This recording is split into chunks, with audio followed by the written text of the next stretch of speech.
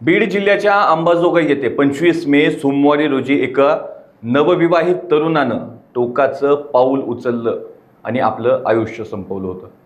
त्याचं लग्न होऊन अवघं 12 दिवस झाले असतानाच पत्नीच्या असलेल्या प्रेम संबंधामुळे आणि जाचाला कंटाळून गणेश दत्तू कोळी वय वर्ष अवघं 26 या तलाठी तरुणाने राहत्या घरात आपलं आयुष्य संपवल्याची धक्कादायक घटना अंबाजोगाई शहरालगतच्याच मोरेवाडी परिसरात घडल्याचं समोर आलं होतं। अखेर या प्रकरणी अंबाजोगाई शहर पोलीस ठाण्यात मयत तरुणाची पत्नी दीपाली हिच्या विरुद्ध मयत गणेशच्या आईच्या फिर्यादीवरून गुन्हा दाखल करण्यात आलाय। नमस्कार, मी बालाजी शिंदे आणि तुम्ही पाहताय लोकाशा टीव्ही।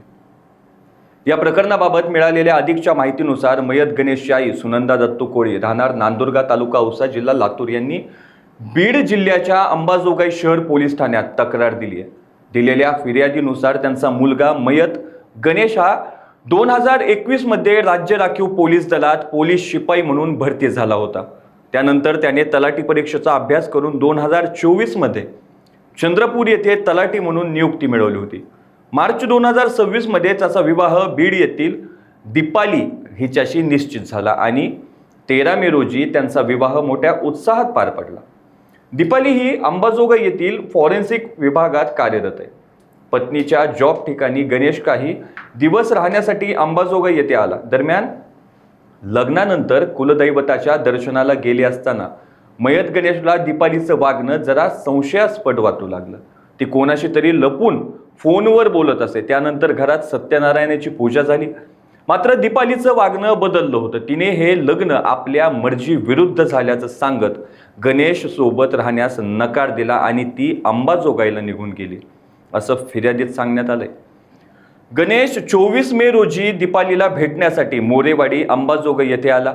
25 मे रोजी त्याने आपल्या बहिणीला फोन करून सांगितलं की दीपालीचं दुसऱ्या मुलासोबत प्रेम संबंध असून तिने डायरीत तसं लिहून ठेवलंय आणि ते मी वाचलं देखील। यावरून त्यांच्यात वाद झाला होता। त्यानंतर काही वेळातच गणेशने दीपाली राहत असलेल्या खोलीत टोकाचं पाऊल उचललं असल्याची माहिती नातेवाईकांना मिळाली। दीपालीचे बाहेरील अनैतिक संबंध आणि मानसिक त्रासामुळेच गणेशने आत्महत्येचं पाऊल उचलल्याचा आरोप त्याच्या आईनं केलाय।